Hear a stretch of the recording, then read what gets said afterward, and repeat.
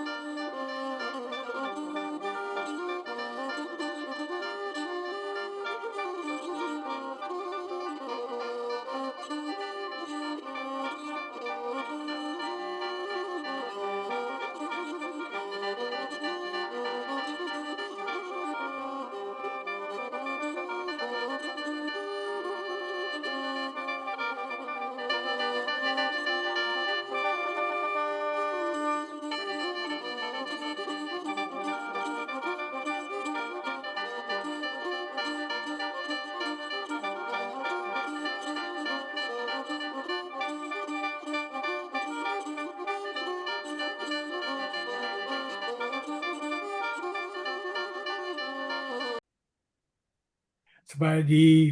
ทานผู้ที่ตามรายการหรือทานผู้ที่ชมรายการข่าวอยู่ในขณะนี้ข่าวที่ทานชมอยู่ในขณะนี้เป็นข่าวนำเสนอโดยองค์การพันธมิตรเพื่อประชาธิปไตยลาวจากสหรัฐอเมริกาในรายการเจาะปัญหาซ่องหาทางออกในอ่าอาทิตย์นี้เป็นพวกเราคณะจะทำของเรามีข้าพเจ้าเองบัลลังก์คำสุข และท่านจันซีมณีวันจากรัฐนอร์ทแคโรไลนาเป็นผู้จะทำรายการแล้วก็มีข่าวต่างๆจังใดหั้นเขาจะเข้าในประเด็นก่อนอื่นจากเพื่อมารยาทอ่าแล้วมายังท่านผู้ที่ทำรายการพวกเขาจะคอยท่านจันซีมณีวันถามเขาหามายังแฟนคลับของเขาซะขอเชิญขอขอบใจก่อนอื่นก็ถามสบายดีท่านวรังคำสุขประธานพันธมิตรประชาธิปไตยในลาวจากสหรัฐอเมริกากับเจ้าจันทรีมาริวันจากรัฐนอร์ทแคโรไลนาสหรัฐอเมริกาขอทำสบายดีพ่อแม่พี่น้องลาวอยู่ภายในประเทศและอยู่ทุกมุมโลกนี้ที่ติดตามรับฟังรายการขององค์การพันธมิตรประชาธิปไตยในลาวจากสหรัฐอเมริกาและสบายดีเพื่อนสมาชิกพันธมิตรประชาธิปไตยในลาวจากสหรัฐอเมริกาเช่นเดียวกันที่ว่าพวกเขาก็ได้เฮ็ดเวียกเฮ็ดหยังแล้วก็ต้นเรื่องต่อต้านระบอบคอมมิวนิสต์ที่ว่าคุกรุกรานประเทศชาติของลาวเฮานี่มาเป็นเวลาด่วนนานแล้ว พวกเขายังเสียสู้ต่อไปเนาะเอาขอบใจโอเคเข้าใจนะมื้อนี้ก็พวกเขากันดังที่กันพวกเขาได้บอกแล้วก็กล้าเกมกันมาพวกเขาอยากจะมาออกความคิดความเห็นนำเสนอรายการเกี่ยวกับเรื่องข่าวที่เป็นอื้อฉาวอยู่ในปัจจุบันนี้เกี่ยวกับเรื่องนโยบายอ่ากฎหมายอ่าการกวดคนเข้าเมืองของสหรัฐอเมริกาภายใต้การนำพาของประธานาธิบดีอเมริกาคนใหม่ ท่านโดนัลด์ทรัมป์ซึ่งเขารับตำแหน่งอาณาจบริหารประเทศในเดือนมกราหรือเดือนเจนุรีที่ผ่านมานี่เองเพราะว่าข่าวดังกล่าวนี่เป็นข่าวที่ว่าฟังออกจากหลายกระสายแล้วก็ออกจากหลายแรงแล้วก็เพื่อความเข้าใจดีพวกเขาก็พยายามสอบค้นหาแล้วเอาข้อมูลต่างๆในกรอบของกฎหมาย และสภาพความเป็นจริงมานำเสนอทานผู้ที่ตามรายการของพวกเขาและโดยเฉพาะเป็นพี่น้องประชาชนลาวอยู่ในและก็นอกประเทศและพี่น้องประชาชนลาวที่มาเป็นเสื้อชาติเป็นสัญชาติอเมริกันภายใต้โครงการต่างๆเริ่มแต่ปี1976เป็นต้นมานี่มีประชาชนลาวหลายแสนคนได้เข้ามาอยู่ในสหรัฐอเมริกาพร้อมเดียวกันนั้นก็มีประชาชนลาวจาก ในประเทศอื่นก็ได้มาเยี่ยมยามถ้าขอวีซ่ามาเยี่ยมยามอเมริกาในมาในหลายกรณีภายใต้หลายข้อตัวบทกฎหมายมื้อนี้พวกเขาก็จะมานำเอาข่าวต่างๆนี่อีกย่ำมาเพื่อความเข้าใจดีอยากให้เข้าใจถึงนโยบายอันถูกต้องของรัฐบาลอเมริกันและข้าพเจ้าเองจะขอเริ่มรายการ กล่าวเขาเรียกว่าข้อมูลต่างๆในทางกฎหมายให้ทานผู้ที่ตามรายการของพวกเขาให้ได้หูจักและก็รับทราบนำกันสหรัฐอเมริกาเพิ่นเองอันประเทศอเมริกาได้ประกาศตั้งเป็นเอกราชเริ่มในปีเดือน4ในเมื่ออ่าวันที่4เดือนกรกฎาคมปี1776รวมทั้งหมดได้249ปีประเทศสหรัฐอเมริกาเป็นประเทศที่ปัจจุบันนี้หรือก็แต่ใดมาปกครองด้วยระบอบประชาธิปไตยเสรีนิยมประชาชนนั้นมีสิทธิเสรีภาพเป็นเปิดกว้างในการปากเว้าในออกในในสิทธิกฎหมายนี่ก็มีสิทธิในการปากเว้าการขีดเขียนความเห็นต่างๆเลือกที่อยู่อาศัยได้ตามใจมัก ประชาชนที่มีสิทธิ์ประชาชนน่ะจะมีสิทธิ์เข้าร่วมหรือกันว่าตัวหนึงอันนี้ก็ตึกมีสิทธิ์สามารถส่งตัวนะส่งผู้ต่างหน้าเข้าร่วมบริหารประเทศในลักษณะเป็นตัวแทนที่ถูกเลือกตั้งโดยประชาชนอ่าในท้องถิ่นของไผมันนั่นเข้าร่วมในสภาต่ำและสภาสูงสหรัฐอเมริกาปัจจุบันนี้ ประชาชนทั้งหมดอเมริกาก็ที่อยู่ในประเทศมีอยู่340 ล้านกับ100,000 คนอันนี้ตามสถิติปี2004ที่ผ่านมานี้ท่านเจดสีเอ้ยและก็ท่านผู้ที่ตามรายการของพวกเขาอยู่ในจำนวนประชากรทั้งหมดใน340 ล้านคนกับ100,000นี่ ก็มีมาจากชนเผ่าต่างๆจากทั่วโลกเนี่ยผสมอยู่ด้วยกันด้วยความผาสุกและอย่างและมีสันติภาพพวกเขาเจ้าได้เข้ามาอาศัยในสหรัฐอเมริกาได้มาตั้งครอบครัวสร้างสาอนาคตได้หลายร้อยปีที่ผ่านมาแล้วภายใต้นโยบายเปิดกว้างของรัฐบาลสหรัฐอเมริกาต้อนรับมนุษย์ชนชาติต่างๆอยู่ในทั่วโลกนี่ที่มีความหวังอยากจะสร้างชีวิตและสร้างอนาคตใหม่ มีความสำคัญอีกอันหนึ่งที่พวกเขา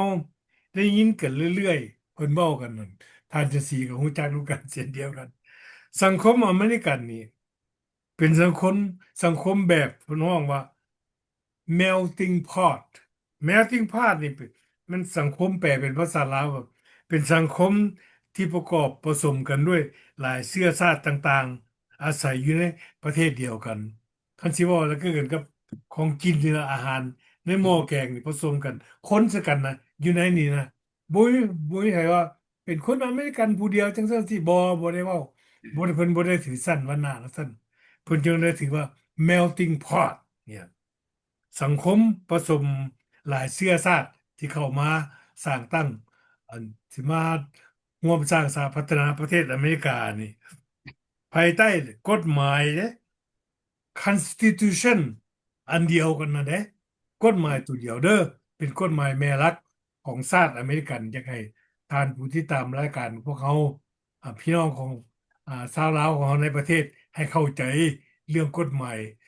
ของอเมริกันว่าเป็นแนวใด อันภายใต้นโยบายอันที่ว่าต้อนรับคนทั่วไปเปิดกว้างอันนี้ล่ะรัฐบาลสหรัฐอเมริกามันก็และมีกฎหมายคุ้มครอง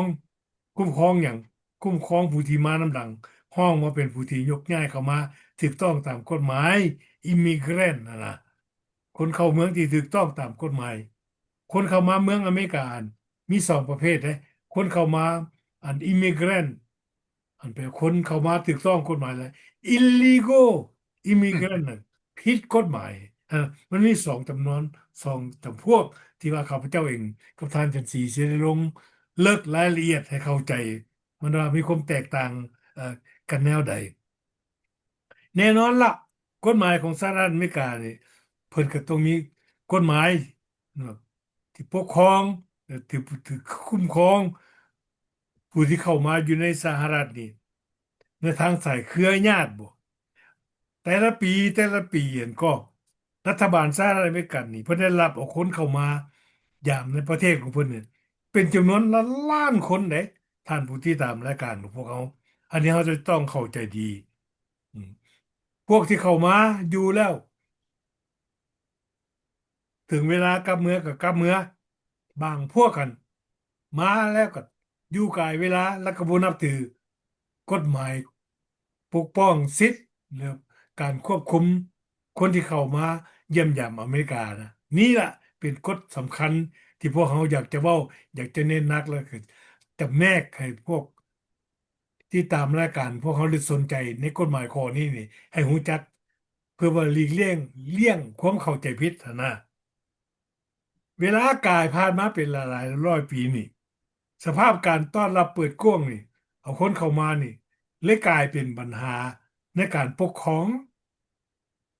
เกี่ยวกับคนเข้ามาเยี่ยมยามอเมริกันนี่จนฮอดปัจจุบันนี้ซุมื้อนี้คนมาเยี่ยมยามอเมริกาที่ผิดกฎหมายหั่นน่ะที่มาอยู่อเมริกาน่ะมีจำนวนถึง12ล้านคนเด้ผ่านผู้ที่ตามรายการพวกเขาเอ้ย อันนี้สถิตินี่บ่แมันสถิติอันมันข้าพเจ้าและทานจันสีนี่นำขึ้นมาเว้าแจ้งว่าเพื่อสร้างความชอบธรรมหรือว่าคะแนนเอาเองบ่แม่นอันนี้นี่มันข้าพเจ้าเนี่ยไปค้นคว้าอ้างอิงออกจากสถิติศูนย์กลางการค้นคว้าคนเข้าเมืองผิดกฎหมายของสหรัฐอเมริกา สถาบันดังกล่าวห้องว่าสถาบันพิว PEW เพิ่นเฮ็ดเป็นเรคเกิดรายงานสุดท้ายอันนี้ข้าพเจ้าเอารายงานของเพิ่น12ล้านคนนี่มันอยู่ในปี2022เด้อปีนี้เป็นปี2025แล้วคนจำนวนดังกล่าวนี่มาจากประเทศไล่และตามสถิติแจ้งบอกว่าเขาเจ้าได้มาจากประเทศเม็กซิโก มาจากเซ็นทรัลอเมริกาจากเขตแคริบเบียนจากเซาท์อเมริกา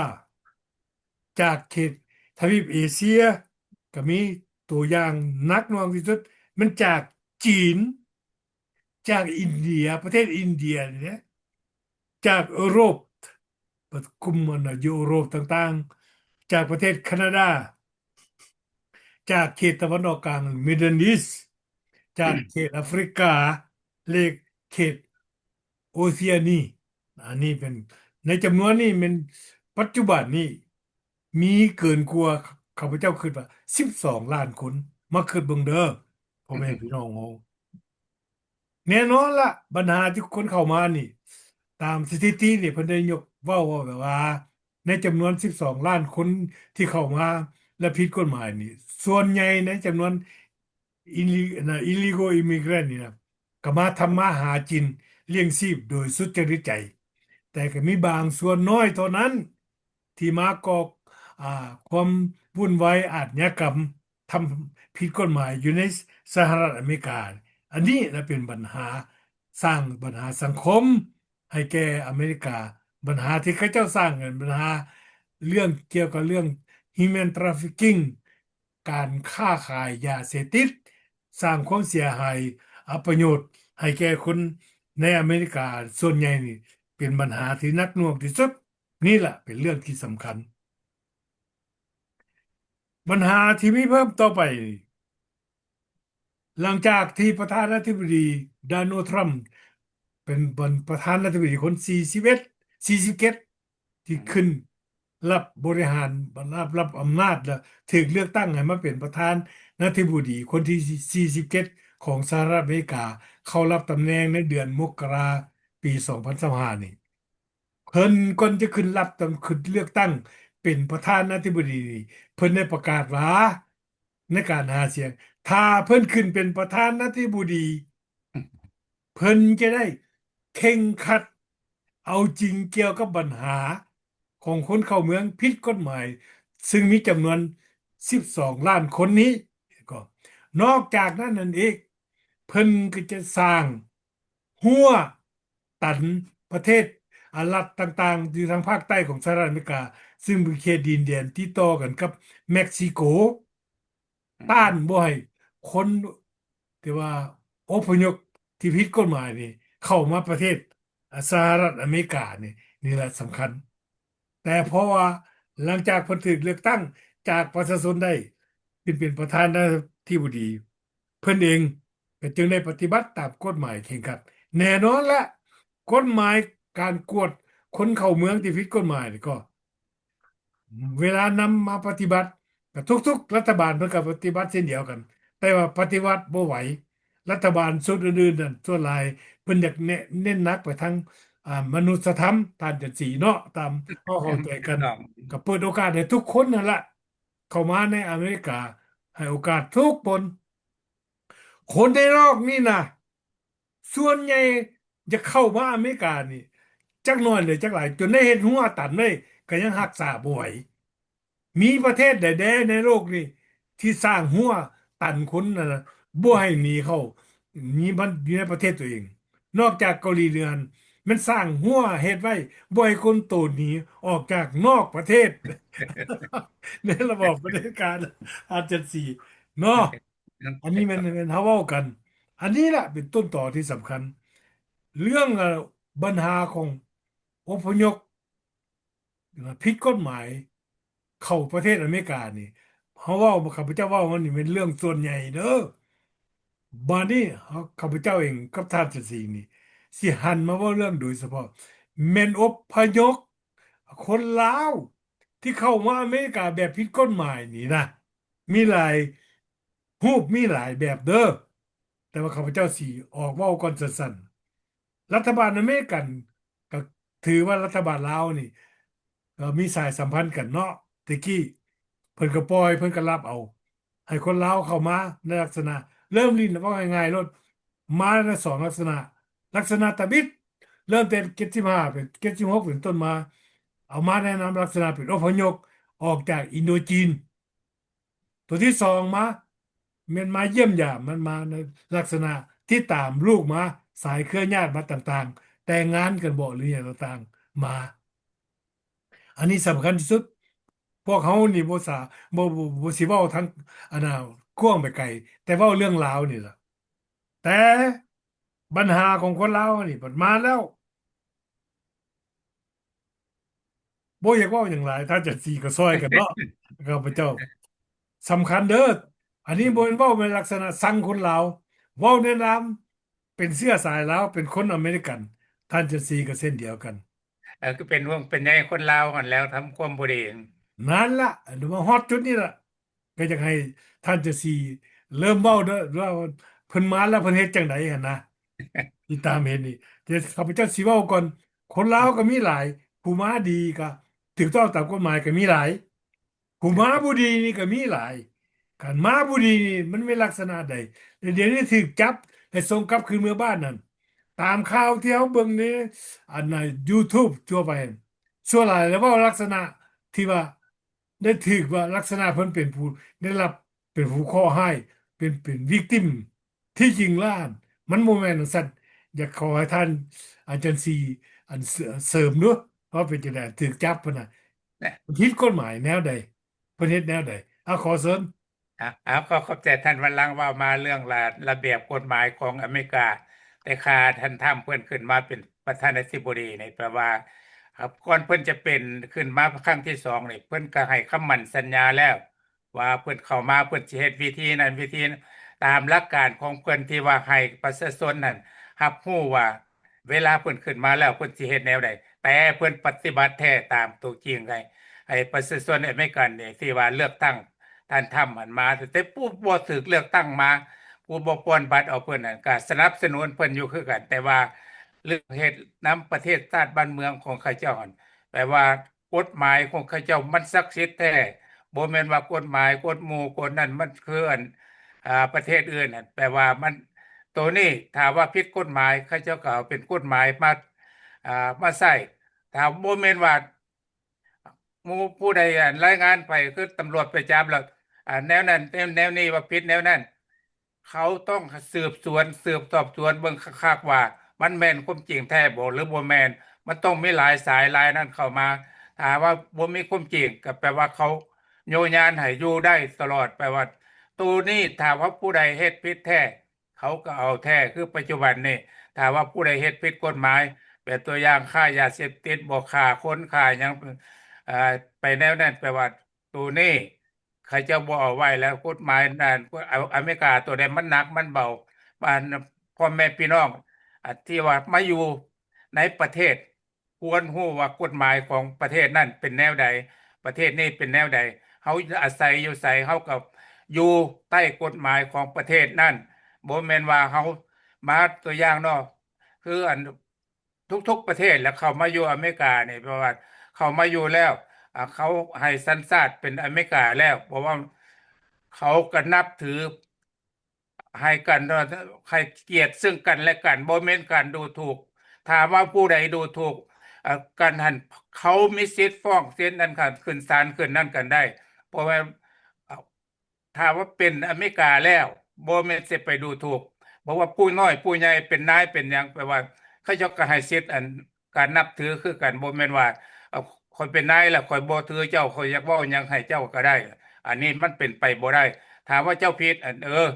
ตัวนี้มันไผก็เว้าให้ได้คือกันตัวอย่างคือท่านทำเฮ็ดผิดประชาชนนั่นก็มีสิทธิ์โจมตีได้บ่แม่นว่าสิคือสปปลาวถ้าว่าเพิ่นเฮ็ดผิดแล้วก็มีแต่อ่า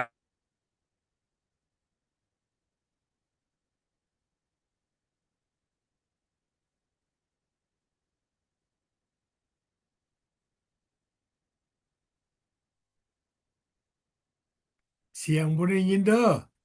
อะเสียงบ่ได้ยินเด้อบ่เอาเว้าต่อไป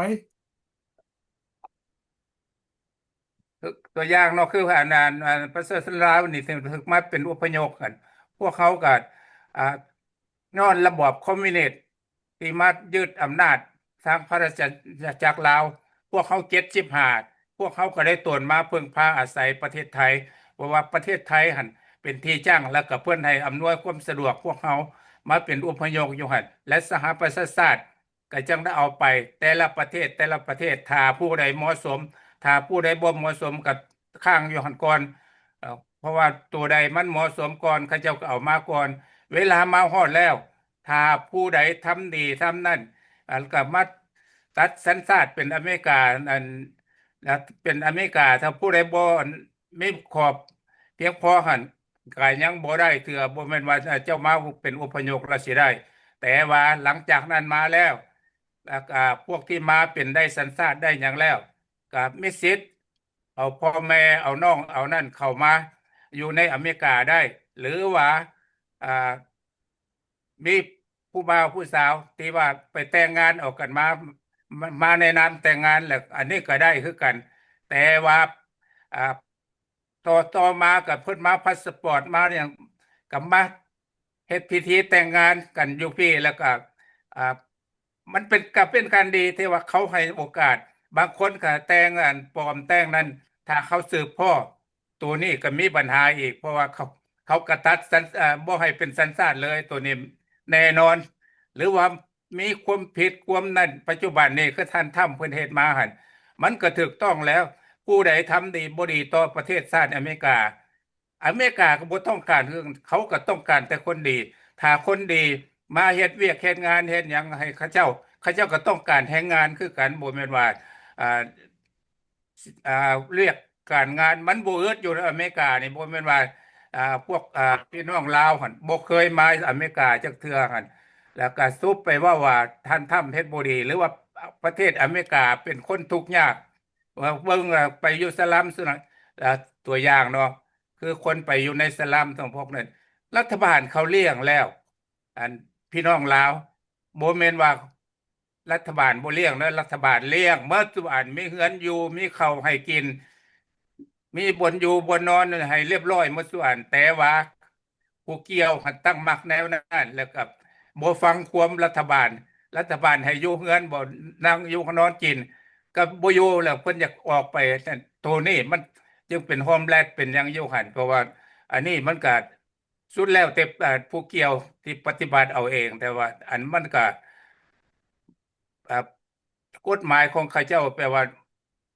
มันดีมันนั่นตัวอย่างเนาะก็คือแต่ละประเทศนั่นการช่วยเหลือต่างๆอันอเมริกาได้ไปช่วยทุกๆประเทศที่ว่าเดือดร้อนเดือนหยังครับแปลว่าระเบียบของอเมริกาคือท่านวลังก์เพิ่นเว้ามาหั่นเอาเขาเจ้าเปิดกว้างแท้ๆเพราะว่าอเมริกานี่เขาเจ้าเป็นมหาอำนาจโลกเป็นผู้ควบคุมที่ว่าเสรีประชาธิปไตยนี่แปลว่าขึ้นกับอันอเมริกาถ้าผู้ใดอ่า ยังขัดขืนยังนั้นอยู่ท่านทำเพิ่นก็เอาแท้ได้ปัจจุบันนี่ก็ตัวอย่างคือเอ่อเขมรกับไทยกับนั้นเอารบกันอยู่ทุกมื้อนี่อยู่ทั้งเอเชียเฮาพวกพ่อแม่พี่น้องลาวก็คงจะฮู้ดีว่ามันเป็นแนวใดกันอันนี้ก็อยากขอฟังพ่อแม่พี่น้องลาวบ่พวกเขาก็มาเว้าให้พวกทานฟังแล้วก็สุดแล้วแต่พวกทานจะเอาไปพิจารณาแนวใดพวกเขากับมีแต่หาหนทางแล้วก็ชี้แนะให้พวกทานตัวนั้นแล้วเอาขอขอบใจขอบใจเนาะท่านจันทรีท่านผู้ที่ตามรายการพวกเขาข่าวหรือว่าบทวิจารณ์ในการวิจารณ์ที่พวกท่านชมอยู่ปัจจุบันนี้แม่นำเสนอในรายการเจาะปัญหาซอกหาทางออกนำเสนอโดยองค์การพันธมิตรเพื่อประชาธิปไตยในลาวจากสหรัฐอเมริกา ในประเด็นมื้อนี้แม่นพวกเขายกประเด็นเรื่องเกี่ยวกับเรื่องคนอพยพเข้ามาที่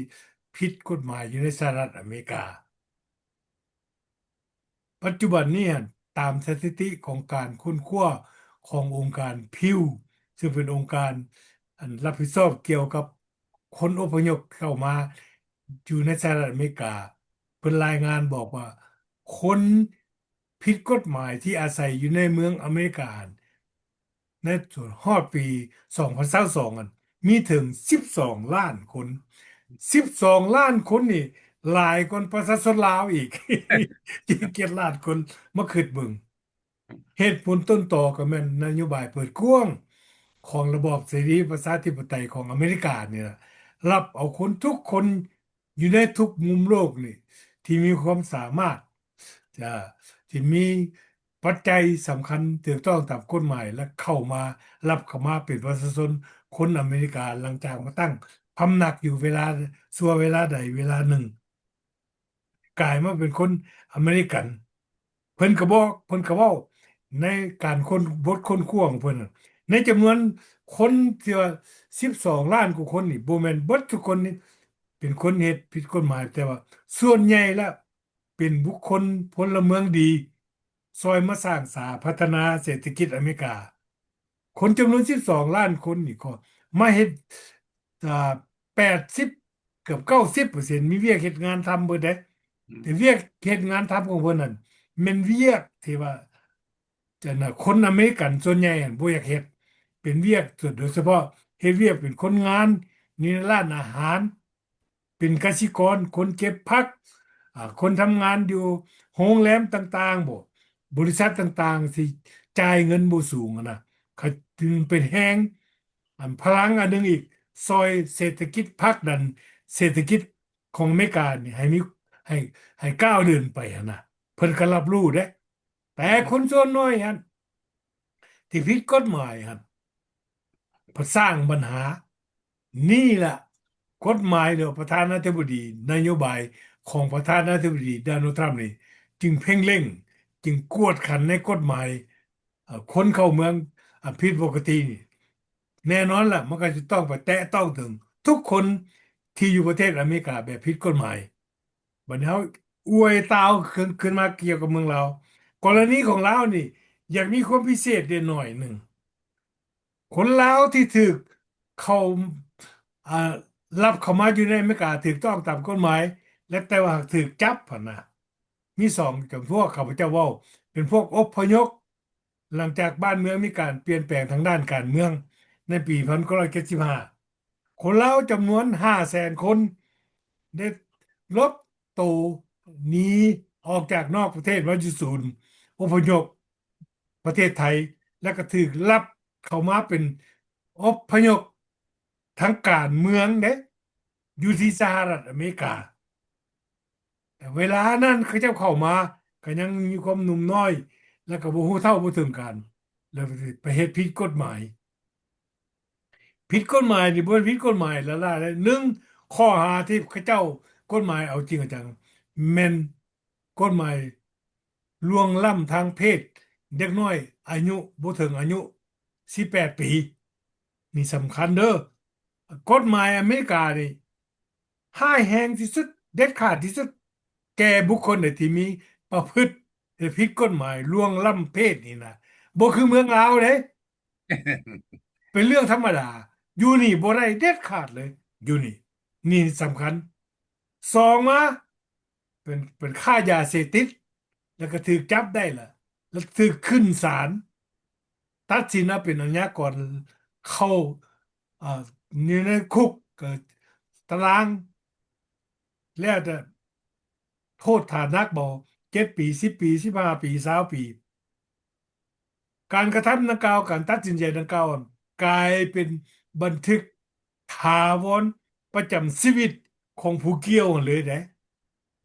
ถึงเวลาจะเปลี่ยนกายไปปานใดก็ตามแต่กฎหมายแต่ผิดหนักหน่วงสิยังกวดเวลาตำรวจจับหรือเวลาใดไปแตะต้องกับกฎหมายแน่ใดแน่หนึ่งเวลาเขาจะกวดไปละมันมีปัญหานี่ขึ้นมาลดนี่ล่ะเป็นต้นต่อสำคัญที่ถูกจับส่งกลับคืนเมืองนะ รุ่นสุดสองต่อมานี่เป็นรุ่นที่ว่าอยู่เกินกำหนดถึกให้เข้ามาวีซ่าเข้ามาเยี่ยมยามอเมริกาในสายเครือญาติลูกเต้าผัวเมียเมียก็ตามเข้ามาแนะนำลักษณะมาเยี่ยมยามเข้ามาในลักษณะผัวเมียบ่แต่งงานกันมาแต่เมืองลาวมีหลายแนวดังที่ท่านจันทร์ศรีได้เว้าแต่ว่าเขาพระเจ้าสิเว้าเพิ่นๆไปว่าพวกที่เข้ามานี่ มาในลักษณะที่ว่าเขาเจ้าให้มายาม6 เดือนบอกขอต่อได้อีกปีหนึ่งเบิดกำหนดแล้วก็อยู่บ่เมื่ออยู่แค่8 ปีพวกดังกล่าวนี่หลังจากกลายมาอยู่เสร็จแล้วไปเหตุการณ์การไปเหตุการณ์ท่านมาเยี่ยมยามไปแนะนำผู้เยี่ยมยามแล้วสิไปเหตุการณ์นั้นผิดกฎหมายเด้อเพิ่นตีไว้ในอันสแตมป์ของพาสปอร์ตของท่านว่า employ employ an unauthorized เห็นบ่บ่ให้เฮ็ดงานทานไปเฮ็ดงานแล้วทานต้องได้จ่ายเงินได้รับเงินเงินนั้นน่ะทานได้รับไปแล้วทานต้องเสียภาษีแต่ทานบ่เสียภาษีผิดกฎหมายอีกแล้วหั่นนะเห็นบ่เข้าใจเด้ออันนี้เป็นทั้งหมดนี่เป็นหมดพวกต่อมาหั่นเป็นพวกถึกมีควรไปยุยงส่งเสริมว่ามาปลูกกัญชา อยู่เขตแคลิฟอร์เนียบ่อยู่ออร์แกนวอชิงตันเว้าไปอาริโซนาบ่อลาบามาเว้าไปมาฮอดเรียบร้อยแล้วก็ไปเฮ็ดการก็เอาเงินแล้วก็บ่ได้เสียภาษีอันนั้นก็ผิดกฎหมายอีกแล้วกลุ่มที่สามแม่นกองทัพผ้าเหลืองก็เป็นพระอันละอันที่มาอเมริกานี่ล่ะมาในนามการจะตั้งพวกเขาฮู้จักดีเด้อ อืมท่านผู้นำสปปลาวพวกท่านอันมาส่งพระส่งมานะมาแนะนำการจะตั้งทั้งหมดพวกเขาหูจักดีเอออันนี้ก็สำคัญอันนี้ก็เป็นปัญหามาแล้วฮอดกำหนดเมื่อบ้านก็บ่เมื่อบ้านอยู่เลยบางคนนั่นก็ซิกเอาลูกเอาเมียแต่งงานบางคนน่ะก็มาฮอดเรียบร้อยแล้วมาทำการเคลื่อนไหว แต่พอมาเห็นการอยู่กินสังคมก่อนของคนลาวอยู่ในอเมริกานี่มีอยู่มีกินมีเฮือนมีศาลกงกันข้ามกับคำสนาส้นเสือภาครัฐนั่นสร้างความแตกแยกกันว่าพวกคนลาวนอกนี่บ่มีบนอยู่บนเซาบ่มีอยู่มีกินทุกข์ยากปากหมองแต่พอมาเห็นแล้วหน้ามือเป็นหลังมือในเมื่อหน้ามือเป็นหลังมืออะไรจะเลยทานจันสีแปรพักโตน เอไปอฮักโตนนี่ล่ะหลังจากโตนแล้วก็เปิดโปงความชั่วให้ต่างๆเห็นบอกของพรรครัฐน่ะนี่ก็เป็นเรื่องหนึ่งกันหลายแนวอีกที่เขาพระเจ้าบ่สามารถที่จะนำมาเว้าให้หมดได้อันนี้มันเว้าแบบสังรวมซื่อๆเด้อให้เข้าใจเพื่ออย่างเพื่อความเข้าใจดีว่าพอปรากฏว่าข่าวที่ออกมาในปัจจุบันนี้มันแหน่ใส่เว้าแล้วคือยังปรากฏว่าผู้ที่ถูกจับส่งเมืองบ้านนั่น แม่นเป็นผู้ได้รับข้อกรรมแต่ที่จริงบ่แม่นเป็นได้รับข้อกรรมไดแม่นเพิ่นเองสร้างข้อกรรมไว้ข้อกรรมมันนำสนองเพิ่นเองถูกต้องกฎหมายเจะก็นำเห็นบอกปฏิบัติไปที่อันนั้นเพิ่นเองลงโทษเพิ่นเองบ่แม่นรัฐบาลอเมริกันบ่มีน้ำจิตน้ำใจเด้บ่แม่นอันนี้เป็นไปหมดบ่แม่นแต่คนลาวอีกบัดนี้ คนประเทศอื่นโดยมาจากประเทศเซาท์อเมริกาเอลซัลวาดอร์บ่ประเทศเม็กซิโกบ่พวกที่มาเคลื่อนไหวค้าขายยาเสพติดนี่แม่นล้วนแล้วนั้นถูกปราบปรามนักในจำนวนถูกปราบปรามนักนี่คนลาวที่ผิดกฎหมายในกรณีที่เพิ่นบ่งไว้ในกฎหมายอะนะบ่เฮ็ดกระทำยังปฏิบัติอยู่หั่นก็ เพิ่นก็จะต้องได้ปฏิบัติถูกต้องตามกฎหมายเบี้ยอย่างบ่มีข้อยกเว้นนี่ล่ะพวกเขาจึงเอาข่าวนี้ออกมาเว้าเพื่ออย่างเพื่อประโยชน์ของทานผู้ฟังให้รู้จักแล้วก็บอกตักเตือนกันประเทศนี้เป็นประเทศเสรีแต่ว่าอยู่ในขอบเขตของกฎหมายกฎหมายนี่บ่เป็นกฎหมายที่ว่าเพิ่นจับแล้วไปฝังแล้วขังไว้จนลืมนะบ่แม่น เพิ่นก็มีตัวบทกฎหมายคือกันให้ปฏิบัติอย่าได้ละประมาทแล้วก็อย่าได้ท้าทายกฎหมายหั้นนะถ้าจังซี่อันนั้นน่ะมีหยังบ่เพิ่มเติมพอเวลาเฮามาเอาฮอดพอ่าอเอาก็สิเบิดแล้วเอาก็จะขอเพิ่มจักหน่อยเนาะการเข้ามาอยู่อเมริกาเนี่ยเขาเจ้าใครสิทธิ์ให้อำนาจ100%แปลว่าหรือเว้นเสียแต่ว่าพวกที่เกิดอยู่ในอเมริกาเนี่ยก็เป็นอเมริกาโดยกงเพราะว่าเขาบ่ได้แยกเอเชียบ่แม่นหยังถ้าว่าเกิดอยู่ในอเมริกาเขาก็ถือว่าเป็นอเมริกา100%โลดอันนี้มันก็ถูกต้องตามเขาเจ้าว่าแต่ว่าปัจจุบันนี้ท่านทำเพิ่นบอกว่า ผู้ใดที่เพื่อถือพามานเตือนอันสิมาอเมริกาสิมาออกลูกที่อเมริกาเนี่ยเขาห้ามว่าให้เข้าอเมริกาเด็ดขาดปัจจุบันนี่เพราะว่าถ้ามาแล้วลูกเกิดแล้วถ้าว่าลูกได้สัญชาติแล้วลูกอายุ18 ปี20ปีกับประกันเอาพ่อเอาแม่มาอเมริกาอยู่อเมริกาได้คือกันอันนี้มันก็ไม่ปัญหาแนวนั้นถ้าว่าไผเป็นแนวนั้นก็เขาบ่ให้เข้าอเมริกาเทื่อปัจจุบันนี่แต่ว่า เรื่องอื่นหั่นก็ว่าคนที่อยากเข้ามาหั่นอเมริกานี่ทุกประเทศอยู่ในโลกนี่ล้วนแล้วว่าอยากมาอยู่อเมริกาอยากเข้ามาอเมริกาตัวอย่างเนาะคือจีนคือนั่นมันก็เข้ามาลักลอบเข้ามาเข้าโดยกงบ่ได้มันก็เข้าทั้งอันแคนาดาบ่เข้าทั้งเม็กซิกันบ่ทั้งเข้าทั้งอ่า นั่นก็มันมีหลายทางเขาที่ว่า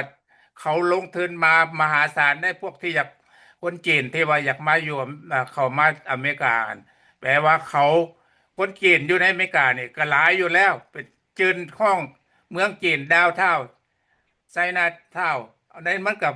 เข้าเจ้าก็อยู่เป็นจำนวนหลายแล้วแต่ว่าเขาเป็นอย่างคันว่าบาจีนไม่อันเจริญรุ่งเรืองเขาคือบวกกลับคืนเมื่ออยู่บ้านเขาเพราะว่าเขาก็บ่มักคือกันจีน อืม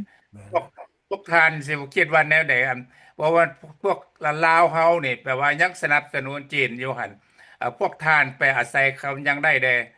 อันอยากถามคืนว่ารัฐบาลลาวหั่นเพิ่นมีแนวใดที่ว่าอาศัยจีนเพิ่นได้อย่างใดปัจจุบันนี่ทั้งจีนทั้งนั้นเขามาเอาประเทศลาวจะหมดแล้ว ให้พ่อแม่พี่น้องลาวหั่นคิดเบิ่งว่าถ้าว่าอเมริกาไปช่วยช่วยทุกเสี่ยงทุกอย่างเก็บกู้ระเบิดว่าช่วยนักเรียนนักศึกษาช่วยหมดทุกอย่างกับปานนั้นก็ยังว่าอเมริกาบ่ดีจักรพรรดิอเมริกาบ่ดีมาทิ่มระเบิดใส่อ่าลาวน่ะบ่แม่นทิ่มใส่ลาวพ่อแม่พี่น้องอันนี้พวกท่านเข้าใจผิดแล้วพวกท่านบ่ทันเห็นคือข้าพเจ้ากับท่านวรังค์นั่นนะอยู่ในสภาพการนั้นฮู้จักหมดว่าไปทิ่มใส่หัวไผนั่นน่ะถามว่าทิ่มใส่หัวน่ะแนวลาวหั่นมันตายหมดแล้ว ทำไม่แล้ว เป็นว่าแก้วที่ว่าผ่านทายทางโฮจิมินห์โฮจิมินห์มันหมายความว่าอย่างโฮจิมินห์มันทางสายทางอยู่มันดินแดนของลาวปานนั้นใต้ซื้อของโฮจิมินห์มันก็เป็นของแก้วของนั้นไปอันนี่พ่อแม่พี่น้องลาวคงเข้าใจดี แต่ว่าอ่าแต่ก่อนเพิ่นว่าแก้วบ่ได้เข้ามานั่นห่วงกันนับประเทศลาวบัดเทื่อแก้วตาย30,000 คนนั่น อยากได้กระดูกขึ้นเมื่อหันอันมันเป็นไผแล้วบัดนั้นอันนี้อยากให้พ่อแม่พี่น้องลาวที่ว่าเกิดใหม่ใหญ่ล้วนลูกๆหลานๆนั่นให้เข้าใจว่าอ่าทั้งรัฐบาลลาวกับรัฐบาลคอมมิวนิสต์ลาวหันมันแตกต่างกันหลายเพราะว่าถ้าว่ามีการลบล้างข่าฟันกันอยู่ในสมัยก่อนก็ย้อนแก้วที่ว่ามาช่วยลาวหันคนที่จึงมีอ่า สิทธิ์มีอำนาจแม่นอันนี้แล้วก็ถ้าว่าบ่ใช้การลวกลวงหั่นแปลว่ามันก็บ่ได้ก็ย้อนว่ามันเป็นหยังแนวนั้นก็ย้อนว่าสองน้องอ้ายเพิ่นสุพรรณวงศ์ก็สุวรรณภูมิมาอ้ายน้องเขาเจ้าหั่นแปลว่าอยากมีความปรองดองกัน แต่ว่ามันความบ่สัตย์ซื่อหั่นติมันความบ่สัตย์ซื่อหั่นแหละประเทศชาติลาวหั่นมันจึงจะล่มจะจมก็ย้อนว่าความบ่สัตย์ซื่อของคนลาวเฮาอันนี้ก็อยากขอฝากขอฟัง หาพ่อแม่พี่น้องลาวลูกหลานลาวเกิดใหม่ใหญ่รุ่นนั่นให้เอาไปพิจารณาเด้พวกเขาเว้ามานี่การย้อนเป็นห่วงประเทศชาติบ้านเมืองแล้วก็ประชาชนลาวเนาะเอาขอขอบใจ จะก่อนศิลาจากไปก็มีตัวหนึงอยากก่อนเอาศิลาจากไปนี่ครับเจ้าเองจะขอฝากมาผ่านนี่ละผ่านสื่อของโซเชียลมีเดียนี่ละให้พี่น้องประชาชนลาวของเราหรือฮู้จักแล้วก็รับทราบเหมือนกันสำหรับนโยบายของรัฐบาลสหรัฐอเมริกาต่อพี่น้อง